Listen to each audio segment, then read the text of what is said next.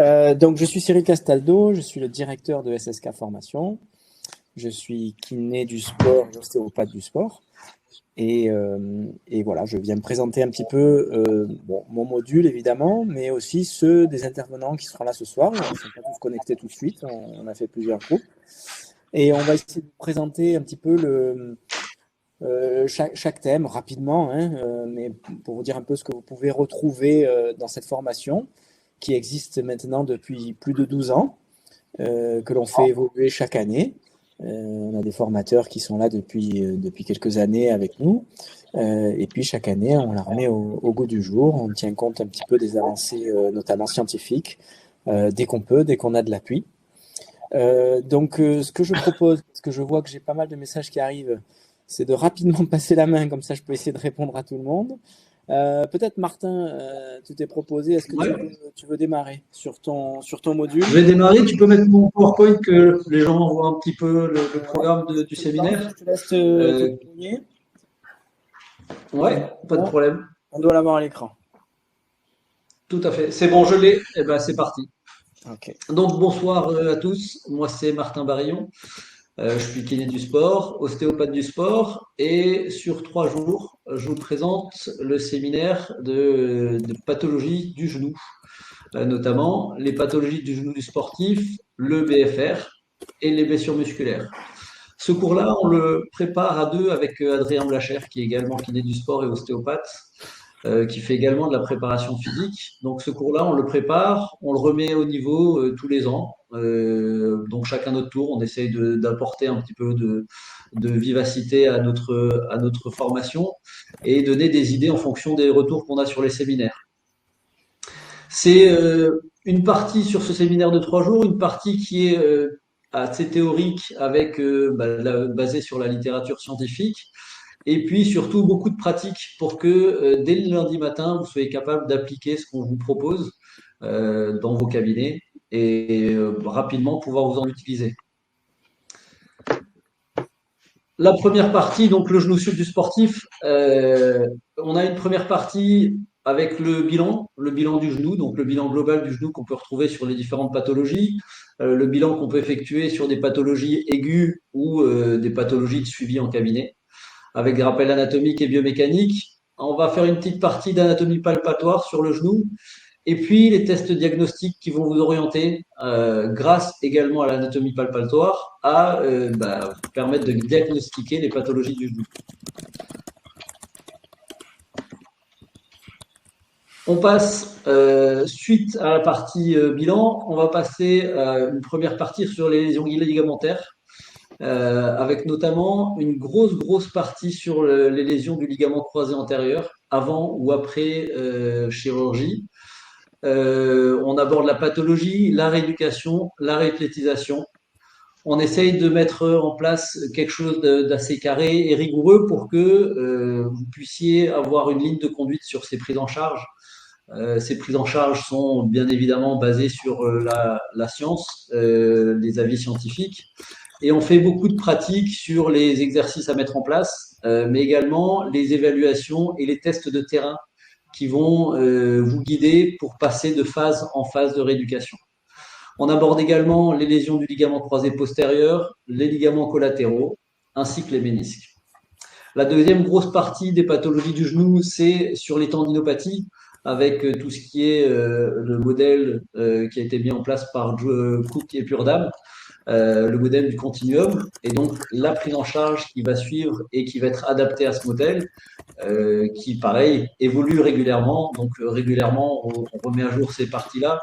On en profite également pour parler de la douleur, comment fonctionne la douleur chez les individus, et donc avec une partie également pratique. Et enfin, la dernière partie sur le genou, c'est le syndrome fémoro-patellaire, qui a besoin d'une prise en charge un petit peu particulière. La deuxième grosse partie de la formation, c'est sur le BFR.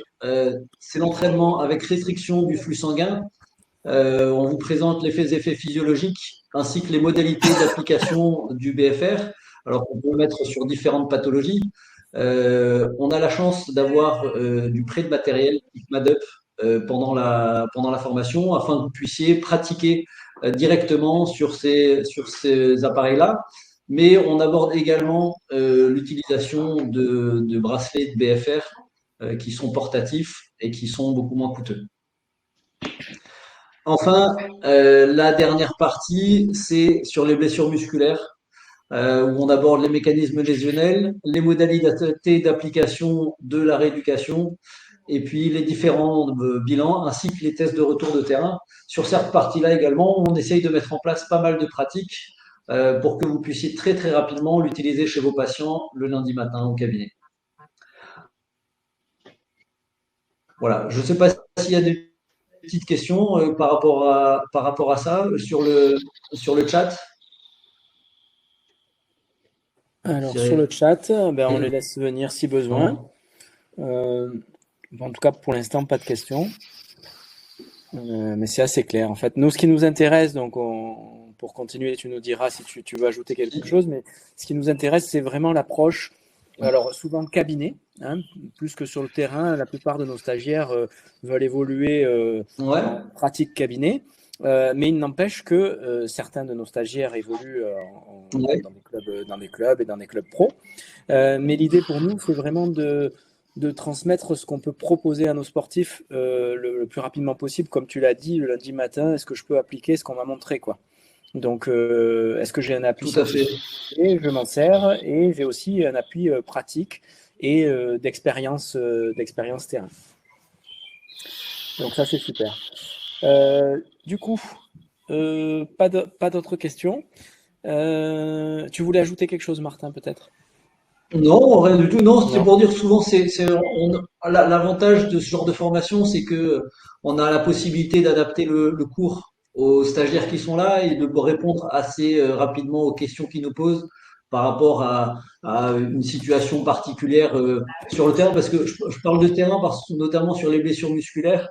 Souvent, la question, c'est ouais, mais comment j'interviens sur le terrain quand je retrouve ce genre de cas? Et donc, on est amené à aborder des sujets qui sont pas forcément dans la littérature, qui sont les interventions sur le terrain, comment ça se passe. Donc, effectivement, on aborde cette partie-là également. Ok, voilà. Parfait. Eh ben, s'il n'y a pas d'autres questions, on peut peut-être donner la main. Qui veut intervenir? Ouais, si tu veux, je peux. Allez. Donc, Yann Bourrel, également kiné ostéopathe du sport, qui exerce auprès de nombreux sportifs de haut niveau et de très haut niveau, et dans différents clubs pro, beaucoup dans le football à Aix notamment, mais je te laisse nous préciser. Ouais. Donc, bonsoir à tous. Yann Bourrel, kiné ostéopathe depuis plus de 20 ans. Donc, je vais m'occuper du taping, de la prise en charge du sportif sur table. Donc, alors, j'ai bossé pendant plus de 10 ans avec le PUC, équipe professionnelle de handball, en première division jusqu'à la Coupe d'Europe. Je bosse aussi avec l'équipe professionnelle de water polo, de volleyball et puis l'équipe de France de squash. J'ai plein de sportifs pro. Voilà, ça a été un peu ma spécialité. Et je continue aussi à faire beaucoup d'ostéopathie. Et donc, je vais vous transmettre pendant cette journée toutes les techniques de taping. Alors, moi, j'ai appris ça à l'étranger, en Australie, puis avec un Coréen. Et je fais un mix de toutes les techniques que j'ai apprises qui sont complètement complémentaires à la prise en charge de kiné du sport. Donc, c'est vraiment, alors, c'est pas très EBP comme technique. Par contre, on vous les demande si vous êtes dans un vestiaire où vous travaillez avec des sportifs, c'est des techniques qu'on vous demande. Donc, il faut les connaître. Et puis, il faut savoir bien les poser avec les indications et qui ne sont pas les mêmes que celles du strapping. On sait que le strapping, on va être plutôt sur la limitation de mouvement et le taping, au contraire, ça va souvent redonner du mouvement. On va améliorer la vascularisation, diminuer les douleurs. Et donc, il faut l'apprendre. Ça doit faire partie de l'arsenal thérapeutique qu'un kiné du sport doit avoir. Donc, je vous montre tous les montages du pied, du fascite plantaire, à l'épine calca, aux entorses de cheville, périostite. Il y a tout un tas de choses. On va jusqu'aux pathologies du membre supérieur. Je ne vais pas toutes les énumérer. Et puis ensuite, je vais vous parler du travail sur table. Alors, qu'est-ce qu'on fait dans un vestiaire lorsqu'on s'occupe d'une équipe professionnelle ou amateur? Et puis, ça va être exactement la même chose. On va le transposer sur qu'est-ce qu'on fait sur un sportif quand on est en cabinet. Si on doit le préparer, eh bien, on va aller travailler manuellement ou avec des outils. Enfin, on peut aller travailler pour redonner de la mobilité, les chauffer, massage, mobilisation. On va aller libérer très vite des articulations pour, si on redonne de la mobilité, on va améliorer la capacité du sportif à développer une bonne coordination, une bonne puissance, et puis à l'échauffer pour après passer à l'étape suivante, et la phase d'échauffement qu'on va avoir peut-être sur le terrain si on est dans un vestiaire ou en cabinet. Il va passer sur la salle de travail, sur le gymnase, et à ce moment-là, on va préparer la vraie séance avec des exercices. Donc voilà, moi, c'est la phase taping et la phase sur table que je vous proposerai dans cette journée de formation avec vous. Super. Alors, effectivement, tu précisais que c'était moins EBP que ce qu'on fait sur le reste. C'est le cas. On a choisi de le garder parce que moi, j'en fais partie. Je l'utilise auprès des sportifs régulièrement. Et force est de constater que ça fonctionne bien. Alors, on peut toujours imaginer que c'est un effet placebo. C'est possible. En tout cas, pour ma part, ça fonctionne assez bien, assez souvent, pour pas dire très souvent, auprès des sportifs, à condition quand même de poser les indications, comme tu l'as dit. Donc, c'est pour ça qu'on se permet de le garder. Et avec ton expérience, ton expertise depuis tant d'années dans ce domaine-là, à la fois dans la formation, mais à la fois auprès des sportifs, eh bien, on a tout intérêt à pouvoir recueillir plein de bonnes choses qui sont profitables pour les proposer aux différents professionnels du sport, quoi. Super. Qui enchaîne? Emeric, Shakib? Je ferai le dernier parce que je suis le nouveau venu. Donc, ah oui, c'est vrai. C'est vrai. Puis il y aura sûrement des questions te concernant. Allez, donc Emeric, également kiné ostéo du sport, avec une casquette supplémentaire puisqu'il est également entraîneur, ancien sportif de haut niveau en triathlon, qui entraîne en triathlon. Donc voilà, c'est une casquette supplémentaire et qui nous intéresse également en kiné du sport. Tu t'en sers? Oui, en fait, la passerelle, elle est assez efficace puisque j'ai la chance de bénéficier d'athlètes qui ont un niveau national et international. Du coup, à chaque fois qu'on a des idées à mettre en place sur eux, après, on arrive à en sortir quelque chose. Si ça marche, on arrive à en sortir quelque chose pour mettre en place sur des patients plus lambda, que ce soit pour la course à pied, la posture sur le vélo ou des gestes techniques en natation. Après, moi, ma partie, donc j'interviens énormément sur. C'est un module assez conséquent où j'aborde le bassin et la hanche. La hanche qui a souvent été oubliée pendant longtemps, mais grâce à des cohortes qui se sont regroupées depuis un petit moment, un peu moins de 10 ans, on a fait d'énormes progrès. On a réussi grâce aux accords de Doha là, qui avaient eu lieu en 2014, on a pu faire le prix sur la pubalgie. Pubalgie, une pathologie qui, moi, habitant Marseille, je ne croisais pas trop en cabinet parce que je pas une grande passion pour le foot, mais je suis obligé de m'y mêler. Et finalement, c'est une pathologie qui intervient énormément en fait en course à pied. Et c'était un gros flou. Donc, heureusement que ces accords nous ont permis d'avancer et on a pu en sortir quelque chose. Donc, ça veut dire que les stagiaires, on va pouvoir les aider à déjà avoir à conduire un bon interrogatoire. Parce que ces pathologies-là, en fait, elles sont hyper déterminantes sur l'interrogatoire et sur l'examen subjectif. C'est des gens qui ont mal, qui sont souvent mal aidés. L'imagerie nous aide pas trop. Donc, ça veut dire qu'on va se retrouver aussi, nous, livrés à avoir un bon examen clinique. Mais comme là, on a bien avancé, les tests, ils ont été bien étayés. Des tests qui ont fait preuve de validité. Donc, si on arrive à bien conduire notre interrogatoire, à mettre des drapeaux rouges en place, ensuite, on va pouvoir faire les bons tests pour déterminer quelle forme de pubalgie est face à nous. Et à partir de là, notre job de kiné va rentrer en jeu et on saura tous construire des exercices, mettre des choses en place. Et puis souvent, en fait, il y avait des erreurs parce que c'était souvent des problèmes de hanche avec des conflits fémoro-acétabulaires finalement. Dans mon entourage de kiné assez âgé, on va dire, on en a raté beaucoup des conflits fémoro-acétabulaires. Mais suite à Doha, il y avait eu les accords de Warwick qui ont permis en fait de nous aider à déceler un peu mieux tous ces problèmes de hanche qui sont à la fois intra et extra-articulaires. Donc c'était un peu compliqué, les gens ils n'arrivaient pas trop à situer leur douleur. Donc ces accords, ils nous ont permis de vraiment définir tout ce qui était intra ou extra-articulaire, partir sur une pabalgie, partir sur un conflit ou partir sur de la tendinopathie. Donc c'est sûr que pour moi, j'interviens en 3e module, donc beaucoup de mes confrères, ils auront déjà fait la tendinopathie, donc je me resserre exactement des mêmes termes qu'ils ont mis en place, comme ça au moins il y a une logique. On les perd pas, on part sur toujours du Cook, du Putnam, Manaras, et j'essaye d'évoluer en même temps que vous évoluez. Et à partir de là, je pense que on est plus serein dans la prise en charge d'une hanche. De nos jours, je pense que la hanche, et voilà, il faut la prendre bien en considération pour éviter d'avoir des biais dans nos traitements. Et pour pouvoir mettre ça en place, mes confrères, elle en parlera tout à l'heure, elle met en place ce qu'on appelle le foot core, tout ce qui est gainage du pied. Je me resserre énormément pour travailler après debout avec mes athlètes. D'ailleurs, la plupart de mes athlètes que j'entraîne sont assidus, voire très assidus sur le foot core, que c'est le moteur de la course à pied. Et du coup, on remet en place tout ce qui est core training. Tout ce qui est core training, parce que le core training, non, on en parle beaucoup, c'est le core stability, il y a plein de termes qui le définissent.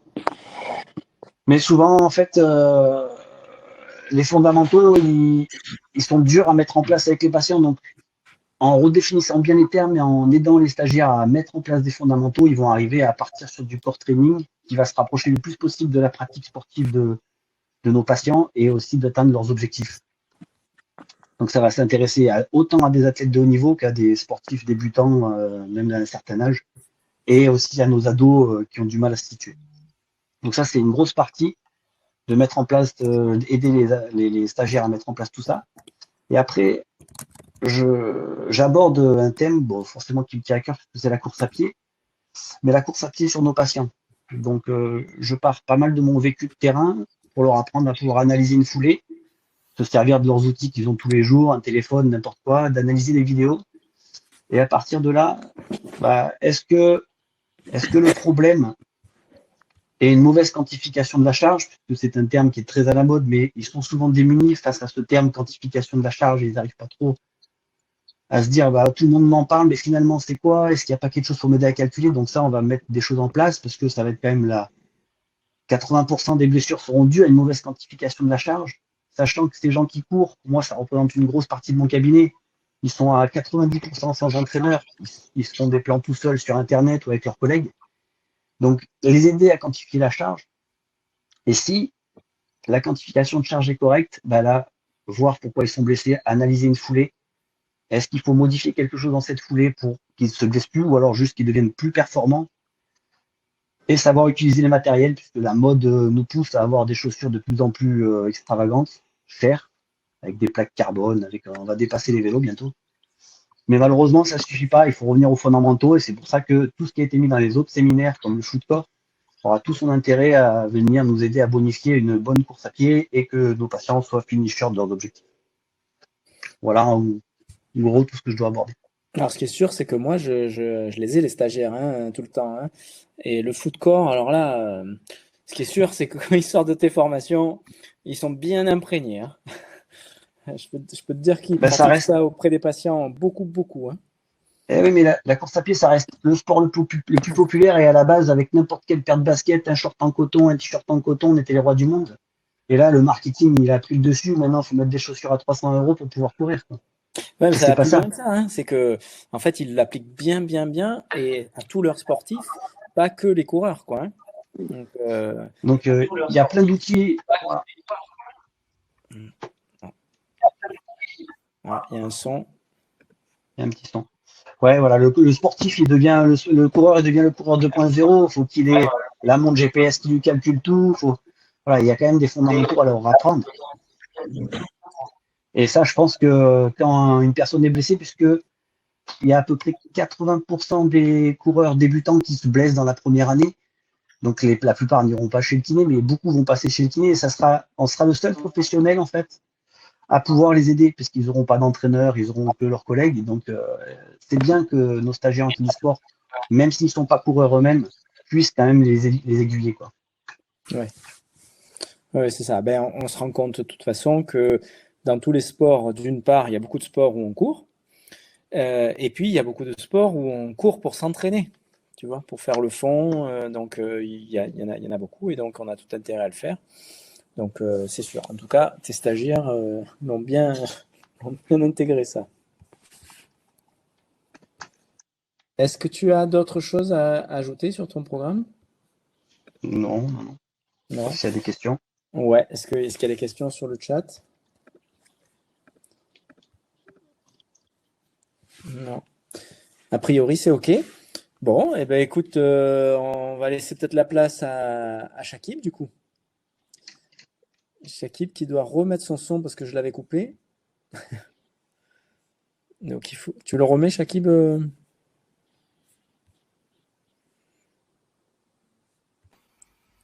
C'est bon, vous Non. avez le son? Ouais, je pense qu'on a le son. Donc, Shakib, ce qui est intéressant là, c'est que on parle souvent de neuromusculaire. Voilà, on ne sait pas trop. On sait que tu interviens sur Motrix. C'est quoi, pour qui, pour quand? Voilà, c'est à Bien. toi. Allez. J'avais la petite diapo, je ne sais pas si tu veux le faire passer ou pas. Je Mais en peux. tout cas, donc Shakib Djelouli, kiné-ostéopathe du sport. Et lorsque Cyril me demande d'intervenir, l'idée c'était d'apporter un terme qu'on entend beaucoup, les neurosciences et leurs conséquences sur notre métier, mais on n'en sait pas beaucoup sur ce domaine-là. Et dans la nouvelle formule Kinesport, on pouvait plus se permettre de ne pas citer les neurosciences et le rapport dans le sport. C'est pour ça qu'on a rajouté donc cette journée, qui sera une journée assez dense, on se verra, c'est une journée sur le module 3. Et qu'est-ce qui nous a poussé aujourd'hui à... Alors, c'est toi qui... C'est suivant ici. Hein. Qu'est-ce qui nous a poussé à réfléchir autrement nos approches thérapeutiques? Eh ben, c'est principalement l'avancée des imageries fonctionnelles.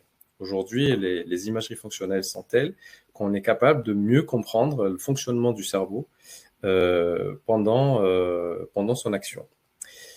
Et ça nous donne des images. Attends, ça nous donne des images comme celle-ci. Hein, je vais aller vite, on ne va pas rentrer trop dans le détail, mais ça nous donne des images comme celle-ci qui nous montrent que j'ai choisi cette étude parce que c'était un des premiers à avoir travaillé dessus, Zanchi, là, le Suisse, où il a réussi à démontrer que lorsqu'il y a une luxation de l'épaule, donc sur une lésion périphérique, on a une conséquence sur le cortex. C'est-à-dire qu'on a une modification de notre cortex. Le groupe sain ne développait pas les mêmes zones d'activation que le groupe lésé. Une autre étude majeure, je pense que celle-ci, tout le monde la connaît, a été apportée par Sonoré Côté et Étienne Cavignac, qui, elle, a démontré en fait que dans notre flexum, nous avions un impact, non pas de déficit juste musculaire, mais plutôt d'un trouble neuromusculaire qui venait entretenir ou créer et faire vivre ce flexum. Donc ça a été quand même un pavé dans la mare et ça a été quelque chose d'assez conséquent par la suite dans notre rééducation. Hop, tac. Et ça nous amène à une notion clé qui est la neuroplasticité, c'est-à-dire cette capacité qu'a notre corps dans ce système nerveux. C'est important de clarifier que c'est le système nerveux, c'est pas juste le cortex, ça ne concerne pas que le cerveau, mais ça va concerner tous les systèmes. C'est pour ça que j'ai choisi les deux études, à la fois celle de Sonoré Côté et celle de Zanchi. Parce que cette neuroplasticité, elle touche à la fois le système central et le système périphérique. Bon, maintenant qu'on sait que la lésion périphérique, que ce soit une entorse de cheville, que ce soit une rupture de croisée ou une luxation d'épaule et autres, modifie notre système nerveux, est-ce que nous, thérapeutes, nous sommes capables d'apporter quelque chose? Et bien, c'est la question qu'on s'est posée et qu'on a essayé d'organiser autour d'un principe qu'on appelle Motrix. Ce principe-là, on a voulu déjà ne pas retomber dans les erreurs du passé. Là, mes confrères viennent de vous expliquer tout leur protocole, toute leur façon de faire, leur expertise. Et aujourd'hui, on ne va pas venir dire que les neurosciences sont tellement importantes, aussi importantes, qu'elles vont prendre le pas sur le reste de ce qu'on se faisait avant. Donc, on reste dans une approche analytique qu'on sait faire, la hanche, le genou, la cheville, nos spécialités. Toujours nos approches globales, parce que par le passé, on s'était peut-être trop focalisé sur nos articulations, nous avions oublié les voisins et les articulations voisines. Donc, on aura quand même encore notre approche globale, et à cela, on va venir rajouter le central. Donc, dans l'esprit de Motrix, nous sommes dans cette approche systémique. On continuera à faire un bon analytique, un global, et on rajoutera le central. Et puis, une autre idée reçue, c'est que on pourrait croire que la reprogrammation neuromotrice est une technique, ou c'est un appareil, ou autre. Non, c'est une sommation de plusieurs techniques. Et c'est cette sommation qui va créer la réussite de l'approche. Et cette sommation, tout comme pour le sportif, elle doit venir suivre une planification pour comment introduire, à quel moment, pour quelle quantité. Ça va venir rompre avec quelque chose qu'on a peut-être un peu trop utilisé, c'est-à-dire des protocoles qu'on applique à tout le monde. Un patient bien carré, un protocole bien carré, mais notre patient est triangulaire, on le fera rentrer quand même dans ce protocole carré. Avec l'approche aujourd'hui des neurosciences, c'est d'individualiser le maximum nos soins et d'être capable de choisir quelle technique nous allons introduire à quel moment. Donc, somatique, systémique, sommative et intégratif. Donc, voilà, je vous mets un principe de planification. Sur le principe de planification, on va avoir 5 étapes. Sur les 5 étapes, on va avoir des séquences thérapeutiques, des séquences fonctionnelles. Enfin, on ne va pas rentrer tout dans le détail, mais l'idée, c'est ça. C'est d'avoir un plan thérapeutique dans la tête que nous allons inventer pour chaque patient. On va pas remettre des recettes à chacun. Et puis, voilà quelques outils qu'on a choisis. Alors, on ne les a pas choisis comme ça de manière arbitraire, on les a choisis parce qu'elles ont un vrai impact sur le système nerveux et sur cette neuroplasticité. Encore une fois, le terme clé, c'est cette neuroplasticité, la capacité de modifier le système nerveux pour qu'il soit plus efficace, qu'il aille dans notre sens. Alors, on ne va pas rentrer dans le détail de toutes, mais j'en ai choisi quelques-unes parce qu'elles sont je dirais, les principales, le motor learning, c'est-à-dire l'apprentissage moteur, et comment on va venir accompagner notre patient, non plus à récupérer une mobilité ou à récupérer de la force, mais à acquérir une compétence motrice.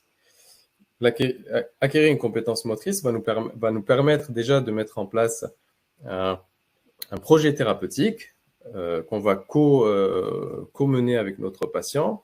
Ça va leur permettre d'avoir toute autre motivation et on va utiliser toutes les méthodes de neurosciences déjà connues. Donc, ça va aller à la fois du sommeil et de l'alimentation jusqu'au côté ludique, toutes les formes qu'a notre cerveau de mieux apprendre, que ce soit l'apprentissage cognitif ou l'apprentissage moteur. Voilà sur un exemple, par exemple, d'un rugbyman qui s'est fait une luxation d'épaule. Alors, lui, son mouvement, dès qu'on va lui demander une adduction du bras, il va faire une antépulsion de son moignon de l'épaule. Une inclinaison de la tête, une rotation de la tête, tout ça mené ensemble, ça lui crée ce trouble articulaire sur son épaule. Et on va venir travailler pour, non pas effacer, mais reprogrammer son geste pour qu'il soit plus propre et qu'il soit plus efficace. Mais chez le sportif, ça va être quand même quelque chose, parce que là, on parle vraiment du domaine sportif, ça va être quelque chose qu'il va falloir amener de manière très progressive, très intelligente, parce que si on apporte trop de modifications, on risque de perdre en performance. Donc, c'est vraiment un accompagnement. Enfin, toute la formation, elle est là pour vous aider à mieux comprendre cela. Et puis, ça nous permet aussi d'échanger avec son staff. Sur la luxation de l'épaule chez le rugbyman, par exemple, il y a des études qui ont montré que la chute chez l'amateur c'est souvent le moment où les gens se blessent. Donc, on peut travailler aussi dessus. Et puis, j'ai choisi aussi pour vous l'imagerie motrice parce que ça, c'est quand même quelque chose d'assez extraordinaire. Ça a été mené par Aymeric Guillot, qui est à Lyon, qui est un chercheur qui est à Lyon, qui a fait beaucoup d'études et qui, lui, a démontré qu'en fait, qu'il y avait une équivalence neurofonctionnelle entre l'imagerie motrice et l'exécution réelle. Ça veut dire quoi pour faire plus vulgaire? C'est-à-dire que quand on va réfléchir à un mouvement, pour notre cerveau, c'est comme si on l'avait réalisé. Alors, en partant de cela, on va pouvoir réussir à améliorer beaucoup de choses, notamment la performance, la force musculaire, la souplesse, et ainsi de suite. On ne va pas toutes les citer, mais encore une fois, on parle du sportif et on sait que c'est dans le milieu du sport, tous mes confrères là, ils ont une grande expérience dessus.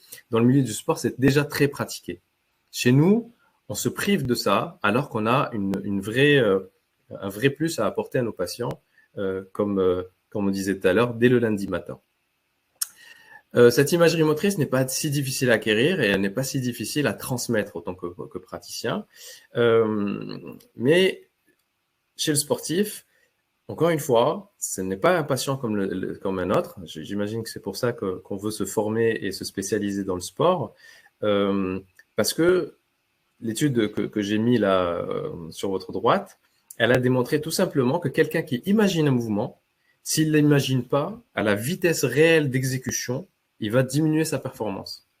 Donc, vous voyez, c'est quelque chose comme ça qui nous paraît très facile, l'imagerie motrice, mais il faut quand même se former. On passera du temps à comprendre cela et à bien l'amener pour que ça ne devienne pas quelque chose de négatif, mais au contraire, quelque chose de très positif pour nos patients.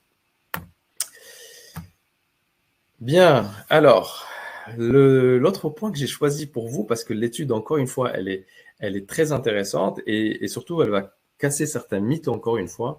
Ici, c'est un athlète de haltérophile qui a été étudié en même temps qu'un autre athlète, mais qui était amateur. Et on a essayé de comprendre qu'est-ce qui se passait dans le cerveau de ces deux athlètes.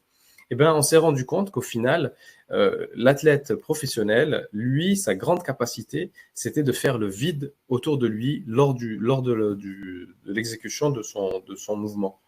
Donc, cette capacité, cette concentration ou cette capacité de se focaliser autour de son mouvement lui permet d'être le plus performant.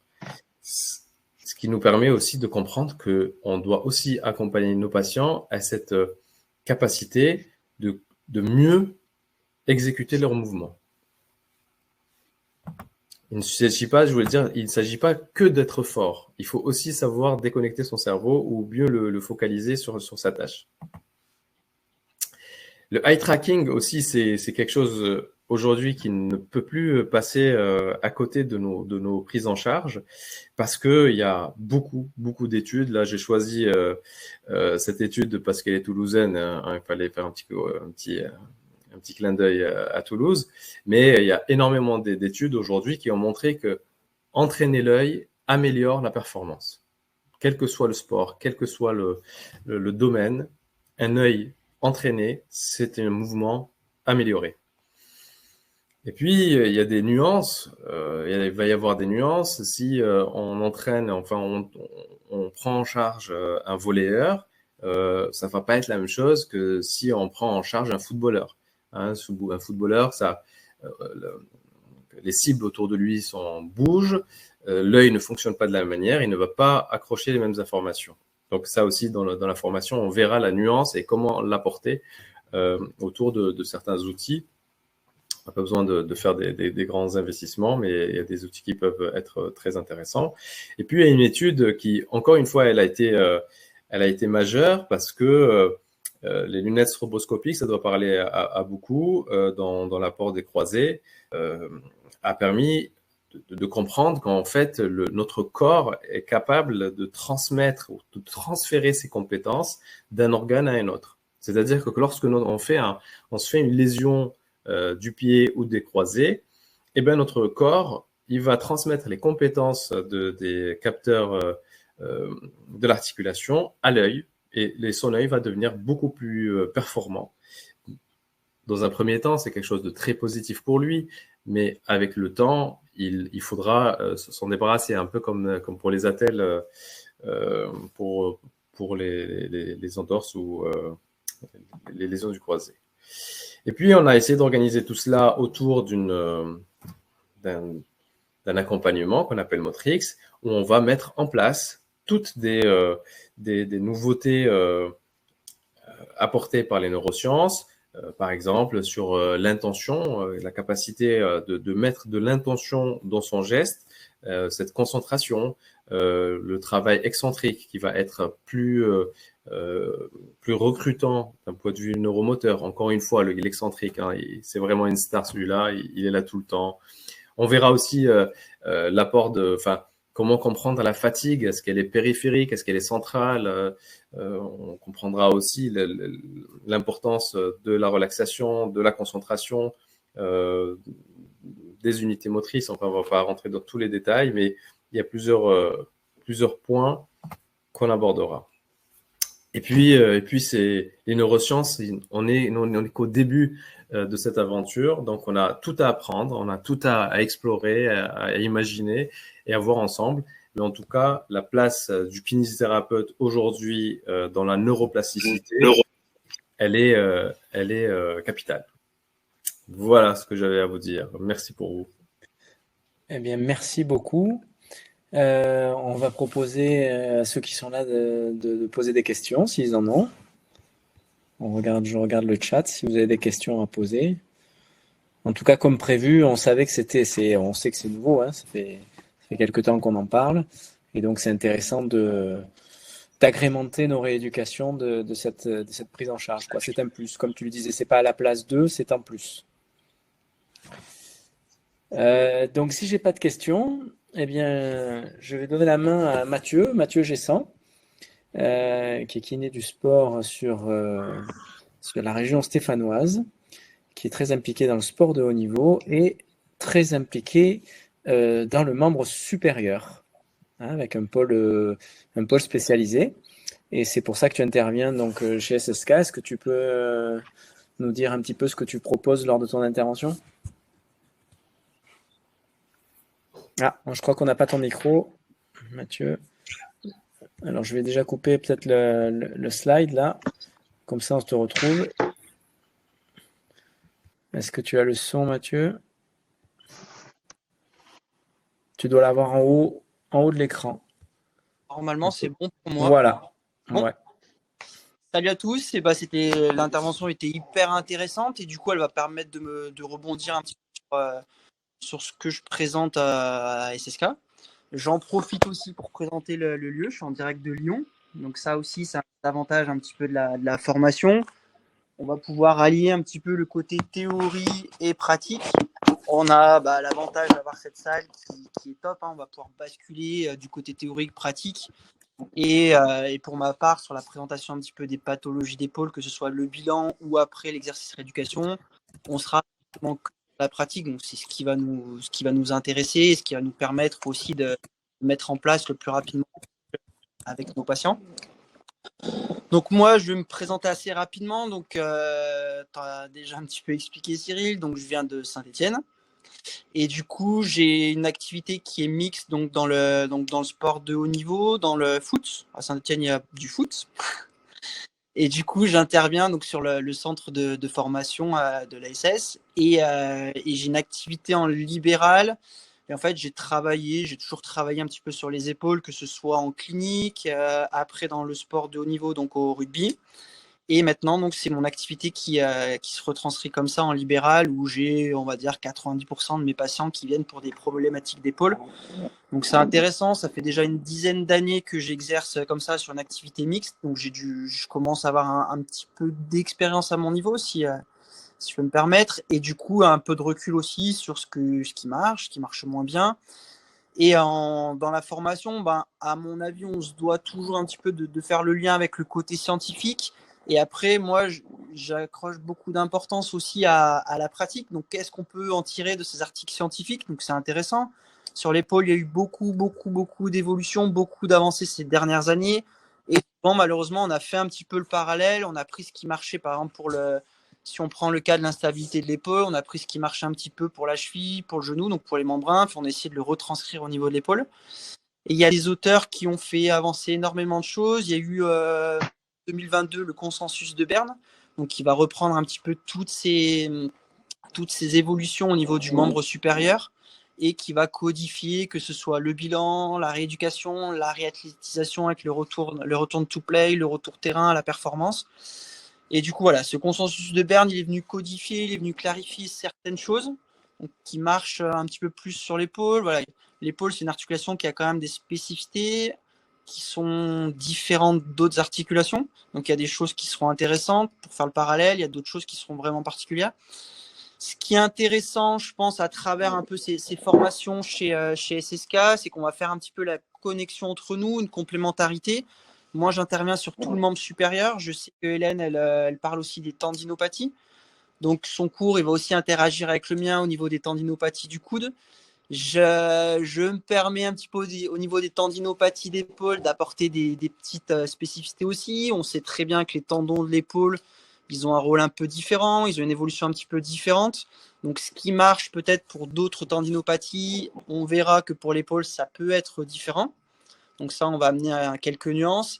Et après, j'ai trouvé hyper intéressant l'intervention de Shakib, pas plus tard que cet après-midi. On l'a évoqué avec les stagiaires, notamment dans tout ce qui est instabilité, tout ce qui est kinésiophobie, tout ce qui va être sidération un peu sur le mouvement d'overhead. L'imagerie motrice, elle aura vraiment sa place. Et je pense que c'est un manque. À l'heure actuelle, il y a plein de choses qu'on sait faire en kiné. Et voilà, tout ce qui est un peu neuro-cognitif, on le maîtrise moins. Donc, c'est des outils qui vont être intéressants et qui nous vont apporter un peu plus au niveau de ces rééducations. Je leur ai pris l'exemple, on avait un rugbyman, nous, qui remplissait tous les tests. Donc, tous les tests étaient bons de return to play. Et ce fameux test un peu CIRCI, donc qui va venir codifier et qui va nous donner une note sur 100% et qui va un petit peu révéler la confiance que le sujet a en son épaule. Et on a des sujets qui sont très bien au niveau moteur, qui sont très bien sur tous les tests fonctionnels. Et on va s'apercevoir qu'en fait, ils n'ont pas confiance. Et c'est à ce moment-là, peut-être qu'il y a des choses qui peuvent être mises en place au niveau, comme tu nous as expliqué, cognitif, motricité, tâches motrices, images motrices, etc. Donc ça sera intéressant. Ça vient vraiment, je pense, compléter le cours. On essaye aussi un peu de toujours être dans cette évolution, dans la modernité. Donc, je fais aussi tout un petit paragraphe sur les nouvelles thérapies, que ce soit la réalité virtuelle immersive, non immersive. Voilà, je pense qu'il est intéressant, c'est que j'essaye de montrer des choses qui sont simples, du matériel peu onéreux qu'on peut mettre en place dans les cabinets. Donc, ce qui est top, c'est que dès le lundi, les stagiaires, ils vont pouvoir appliquer un peu ce qu'on a vu. Et à chaque fois, on met en place un petit peu des chats entre nous. Ils me font des retours quand il y a des cas cliniques qui sont un peu compliqués pour avoir mon avis. Moi, en même temps, ça me permet d'échanger. C'est aussi intéressant pour moi.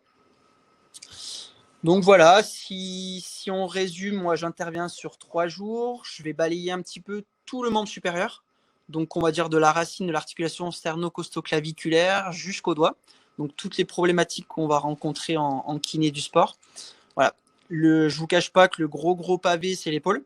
Donc, on a beaucoup de boulot. C'est intéressant et c'est souvent une demande un petit peu des stagiaires. Donc, je ne sais pas si vous avez des questions, s'il y a des interrogations. On va les laisser voir s'ils posent des questions. Ce qui est sûr, c'est que moi, je vois quand même que on sait que les gens s'intéressent beaucoup aux genoux depuis longtemps. Hein. C'est la pathologie qui est probablement la plus courante, de plus en plus depuis quelques années à la cheville. Et on se rend compte que l'épaule avait été beaucoup délaissée par le passé et avec des stagiaires qui ont peu de compétences en fait en cabinet sur l'épaule. Ce qui fait que quand on retrouve, enfin tu peux nous le dire, mais c'est vrai qu'il y a quand même une majorité de stagiaires qui arrivent sur l'épaule et qui n'ont pas les mêmes compétences que sur un genou par exemple. Donc il y a beaucoup à faire et c'est pour ça qu'on passe du temps dessus et les gens sont contents d'ailleurs. Hein. C'est à leur demande d'ailleurs qu'on a étoffé le programme sur l'épaule. Ouais, c'est vrai que c'est assez gratifiant pour moi parce que souvent c'est une articulation qui fait peur. Je pense qu'elle fait peur parce que peut-être qu'on nous l'a pas appris de la meilleure des manières, peut-être qu'on n'ait pas encore trop de recul scientifique. les choses évoluent rapidement, les choses évoluent bien, dans le bon sens, on va dire. Et je pense qu'il y a une vraie place en plus de la kiné parce qu'on sait très bien que ce qui marche sur l'épaule, c'est des exercices, c'est de l'actif. On n'oublie pas la thérapie manuelle, c'est un peu moins la mode, mais c'est quand même hyper intéressant et c'est ce que je leur dis, c'est quand même une corde à votre arc. Dans votre outil un peu de thérapeute, c'est intéressant. Il ne faut pas faire que des exercices, il faut toujours un petit peu pouvoir placer cette thérapie manuelle. Donc on va vraiment essayer de balayer un peu dans cette globalité et voilà, c'est intéressant. Souvent, c'est des articulations qui sont mal maîtrisées, qui font peur. Et du coup, on va rendre un petit peu autonomes nos stagiaires et quand ils vont aller au cabinet, ils auront confiance en eux. Ils vont avoir des résultats qui sont plutôt rapides et plutôt intéressants. Donc ça va les motiver, je pense, pour pouvoir poursuivre. Ok, eh ben, super, c'est très bien. Et moi, j'avais un chirurgien qui m'avait dit, et on le dit tous, hein, on n'est pas fait pour être à deux pattes, on est fait pour être à quatre pattes, et l'épaule, elle s'est pas adaptée encore, encore bien aux deux pattes, quoi. Bon, super, merci Mathieu. Il restera Hélène et moi. Donc, Hélène, je vois que tu es prête ou presque prête, je sais pas, est-ce que tu veux intervenir maintenant? Ouais, écoute, pas de souci. C'était juste un problème de chargeur, comme je suis au cabinet, je viens de finir. Ouais, mais pas de souci. Si Bon, tu veux enchaîner maintenant, tu peux. ouais, on peut y aller. Et puis effectivement, Mathieu a fait le lien avec moi, donc autant y aller. Hein. On en profite alors. Hélène qui s'occupe du rachis et du pied. C'est ça. Dans notre kiné du sport, évidemment, impliqué beaucoup aussi en course à pied, qui a fait le module en dehors de la kiné du sport de course à pied avec Emric. Donc tous les deux très, très impliqués. Donc tu cours également et puis tu suis beaucoup de coureurs.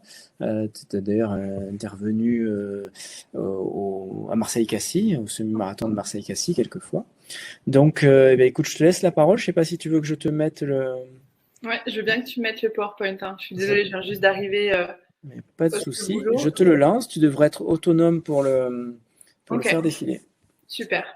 Donc voilà, j'ai essayé de vous faire un petit support pour vous présenter le cours et puis mon intervention en fait sur SSK. Donc en fait la principale difficulté, c'est de montrer aux stagiaires qu'il y a vraiment un lien entre le pied et le rachis. Et à premier abord, en fait, on a l'impression qu'il n'y a pas de lien, mais en fait, il y a vraiment qu'un seul pas. Donc moi, j'interviens sur 3 jours pour SSK. Donc le premier jour, en fait, on balaye tout le rachis lombaire, le rachis thoracique. Deuxième jour, on finit avec le rachis cervical.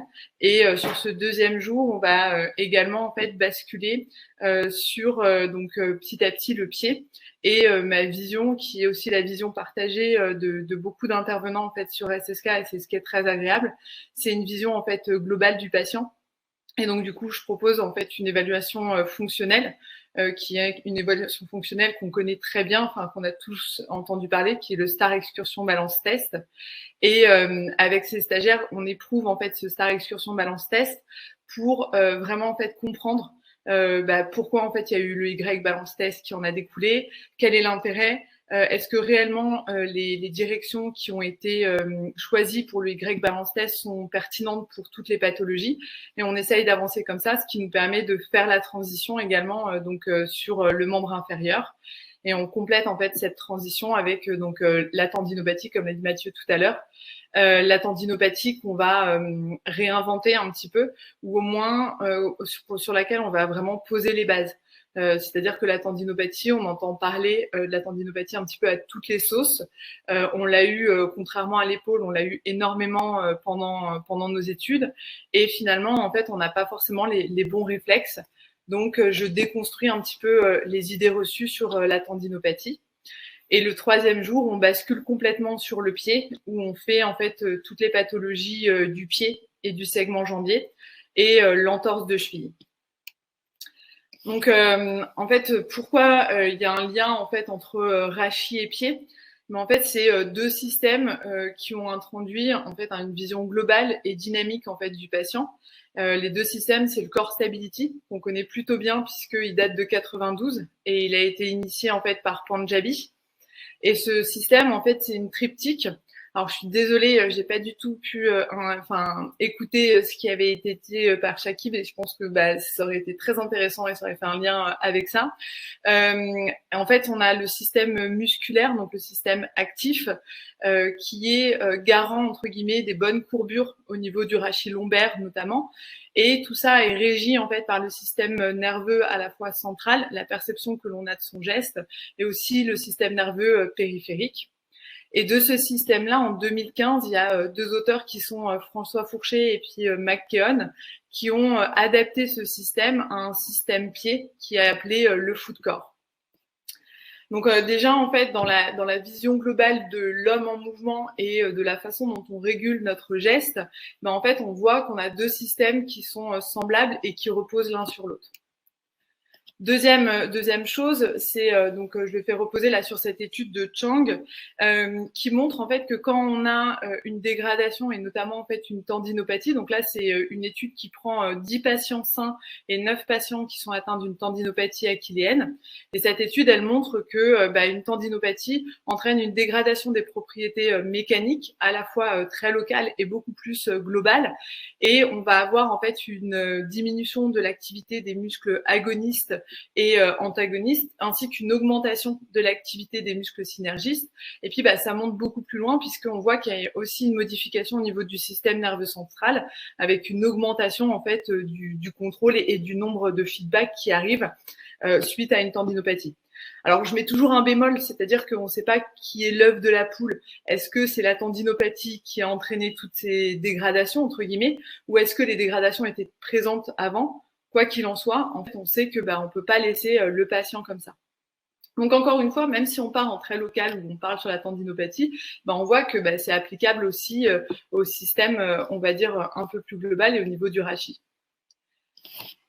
Après, je vais vous parler un petit peu de mon raisonnement clinique. Alors ça, c'est la route de Ning qui montre en fait que pour amener en fait une amélioration continue au niveau de notre patient et puis de la façon dont il travaille, en fait, il faut donc dans un premier temps planifier. Et pour pouvoir planifier, il faut pouvoir évaluer. Donc, on l'a dit d'entrée de jeu, dès le deuxième jour, en fait, on va faire des tests fonctionnels pour avoir affiné notre œil de kiné, parce qu'on sait que notre œil de kiné est très, très important et je veux absolument pas m'en priver. Et puis, on éprouve cet œil de kiné avec plein de systèmes qui existent, notamment des dynamomètres, des dynamomètres manuels, des plateformes de force. Et j'invite vraiment les participants à tester et objectiver ce qu'on a observé, on va dire, à la fois avec quelques chiffres avec le SEBT et puis surtout avec notre œil de kiné et faire la corrélation entre les deux, puisque finalement on a, j'ai de la chance pour le moment, je touche de la peau de singe, du bois, tout ce que vous voulez, mais en tout cas pour le moment en fait on arrive aux mêmes conclusions. Avec tous les stagiaires avec qui on a fait ça, on est arrivé aux mêmes conclusions entre notre œil de kiné et finalement ce qu'on pouvait objectiver avec des tests beaucoup plus codifiés et puis normés, puisque c'est le dynamomètre manuel, on enlève un petit peu l'examinateur. Donc ça nous permet de décliner notre rééducation, donc de faire. Et puis, comme on a des données qui sont chiffrées, ça permet de pouvoir revérifier au cours du traitement si ce qu'on a fait, c'est optimal ou pas, est-ce qu'on a obtenu des résultats, et auquel cas, si on n'a pas obtenu des résultats, pouvoir se reposer des questions pour, entre guillemets, réaffirmer ou réorienter un petit peu notre rééducation. Donc ça, c'est vraiment ce qu'on va balayer pendant ces 3 jours, et j'invite vraiment le stagiaire à avoir ce raisonnement clinique et à être capable de le transférer d'une pathologie à une autre. Vraiment se décentrer d'un problème très très local et être capable de raisonner biomécaniquement sur plein d'autres systèmes et sur les contraintes biomécaniques qui peuvent s'exercer en fait sur le sujet. Donc voilà, donc on va utiliser des tests et puis les données scientifiques qui sont données sur ces tests. Donc on a parlé de 2 systèmes, le Core Stability. Donc on va utiliser notamment le test de Sarman et puis on va utiliser les données qui sont données pour savoir en fait réellement en fonction des niveaux, c'est toujours notre œil. Il y a un premier test qui a été fait, le test de Sarman, et puis on disait qu'il y avait un niveau 1, 2, 3, 4, 5, et puis finalement il y a des nouvelles études qui ont montré, donc dans les années 2020, qui ont montré que finalement la chronologie c'était pas 1, 2, 3, 4, 5, c'était 1, 2, 4, 3, 5. Et donc du coup c'est un petit peu pour illustrer ce qu'on a dit précédemment, c'est-à-dire qu'il faut pas se couper en fait de notre œil de kiné, Et puis, on peut utiliser des choses qui ont absolument aucun coût, comme utiliser des données beaucoup plus complètes avec des dynamomètres. Donc, on le complète avec autre chose. Ça, c'est le EFG. Donc, c'est un deep EFG. Hein. J'ai pas d'action du tout chez Blueback, mais je trouve ça intéressant, en fait, de confronter un test qui demande aucun support à quelque chose qui est codifié, etc. Donc, ça, c'est un EMG de surface qui permet d'évaluer, en fait, la fonction du transverse, la fonction globale du transverse avec sa partie réflexe, sa partie contrôlée en endurance, etc. Donc, encore une fois, on fait le lien avec un test fonctionnel et avec des données beaucoup plus chiffrées et codifiées. Donc après, si on prend le food core, donc le food core, c'est quand même une donnée qui est beaucoup plus, on va dire, récente. Et donc, le food core, en fait, contrairement au core stability qui date de 92, on va pas avoir réellement de tests qui nous permettent d'objectiver le food core. Donc, il faut accepter aussi en tant que kiné qu'il y a des fois, on n'a pas de réponse encore à nos questions. Et ça, j'invite vraiment le stagiaire à toujours rester en fait dans cette écoute réflexive. Et là, je vous ai mis 4 études qui montrent qu'avant, on évaluait le food core avec ce qu'on appelle le drop du naviculaire, cet effondrement de la voûte plantaire. Et en fait, les dernières études là, qui datent de 2021-2022 nous invitent à voir les choses complètement différemment, puisqu'ils montrent qu'il y a une activation du food core quand on a une hyperextension de la métatarso-phalangienne et quand on est plutôt dans une phase de propulsion et encore plus dans une phase de rebond. Donc finalement, en fait, les dernières études, contrairement à la première diapo que je vous ai mis, où on avait cette trilogie du food core, où on voyait les muscles intrinsèques comme des muscles stabilisateurs, un peu comme le transverse ou quoi que ce soit, et bien finalement, les nouvelles données nous montrent que finalement, les muscles intrinsèques du pied sont pas des muscles stabilisateurs. Ça, finalement, c'est les muscles extrinsèques qui le sont. Et les muscles intrinsèques seraient davantage des muscles propulseurs. Et voilà, c'est un petit peu ma façon de travailler avec les stagiaires d'SSK, c'est vraiment les laisser dans une sorte d'ouverture. On dit des choses, et puis il faut rester ouvert à la littérature, rester ouvert aussi avec ce qu'on observe, parce que il y a plein de fois où finalement, entre la littérature et ce qu'on fait, on s'aperçoit bien que ça fonctionne pas réellement. Donc j'essaie de montrer aux stagiaires, de les faire tester, et puis parce que plus on va tester, plus on va éprouver les choses, plus ce sera facile aussi de l'incorporer dans sa pratique professionnelle en fait le lundi. Voilà. Donc après, je montre aussi les limites de tout ça parce que les muscles intrinsèques, je vous dis que ce sont des muscles propulseurs et pas des muscles stabilisateurs, mais c'est basé sur des données qui sont très récentes et avec un échantillon de population qui est très très limité. Donc du coup, c'est toujours en fait cette façon de réfléchir, avoir un guideline, mais rester ouvert à tout ce qui peut arriver autour et tout ce qui peut enrichir notre pratique professionnelle. Voilà, j'espère ne pas avoir été trop longue. Je vous remercie pour m'avoir écouté. Puis, écoutez, n'hésitez pas si vous avez des questions par rapport à tout ça. Comme avec les stagiaires, je suis hyper disponible. Voilà.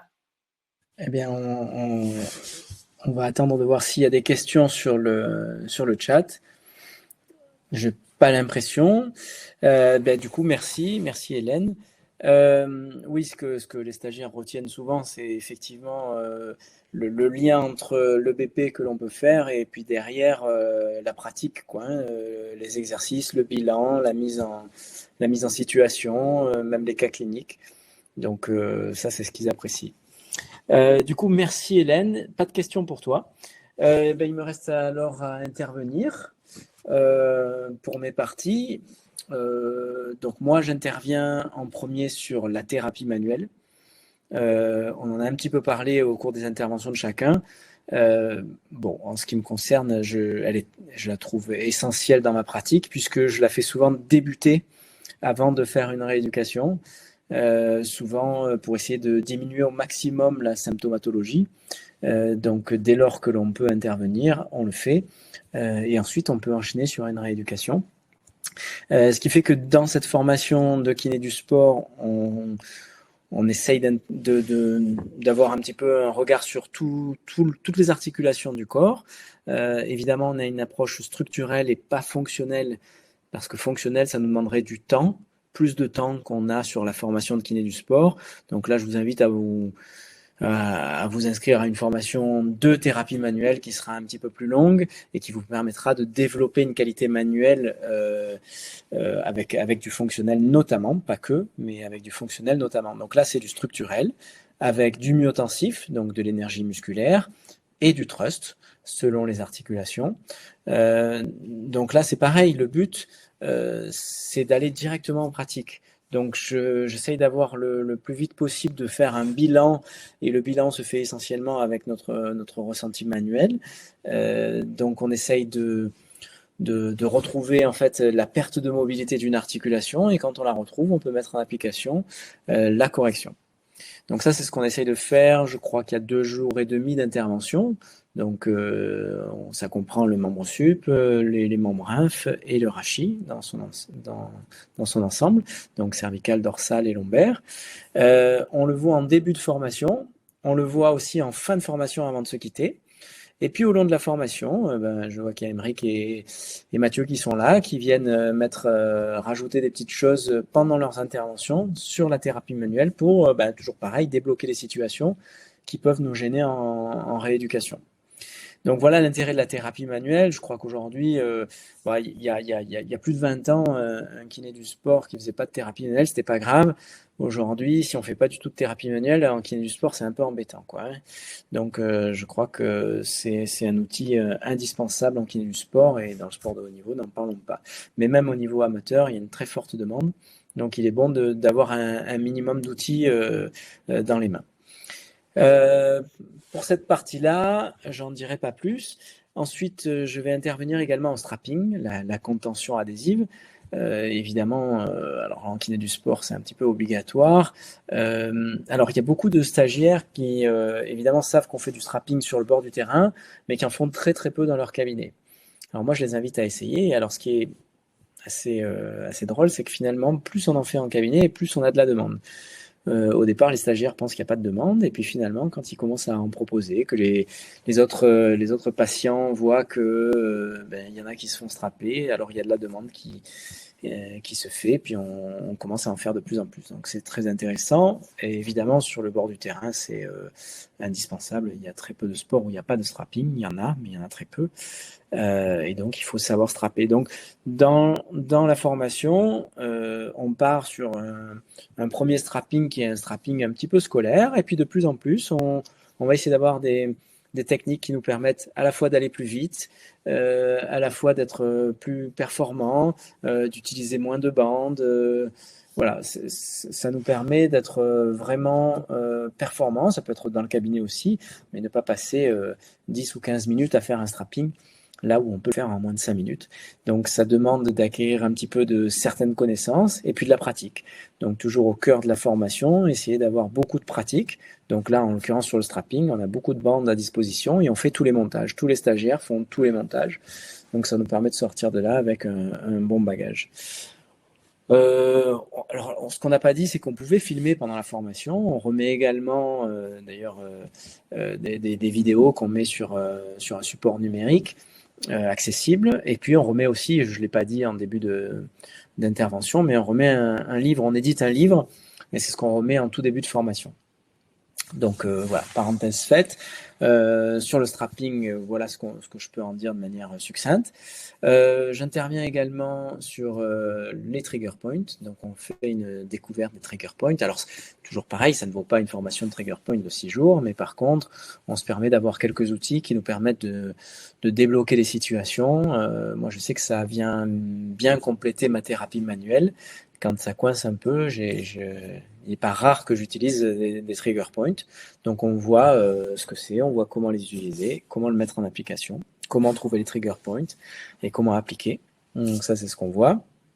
Et puis après, je fais différents cours comme la chaussette de compression, comme la mallette de terrain, comme le réseau médico-sportif, comment développer au sein de son cabinet un réseau médico-sportif.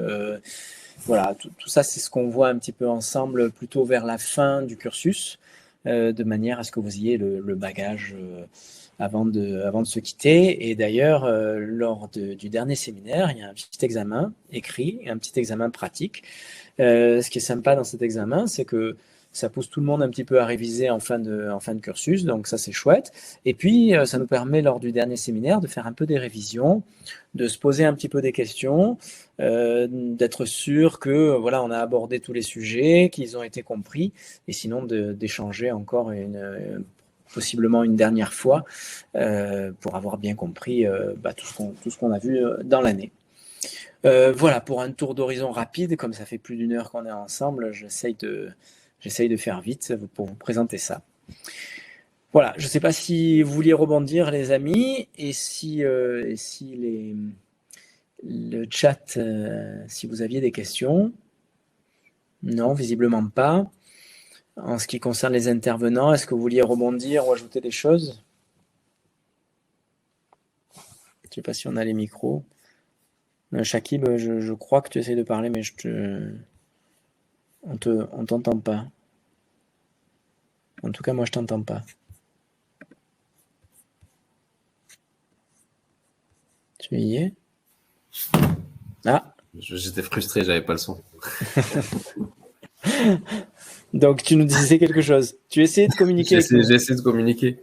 Ah ben non, mais j'étais content d'entendre finalement chacun séparément parce que ma journée de neurosciences va être prémâchée parce que chacun de vous va venir à un moment ou à un autre parler de l'apport neuromoteur, ce qui nous permettra déjà d'avoir des stagiaires déjà sensibilisés à cette nouvelle approche. Voire appliquer, ouais.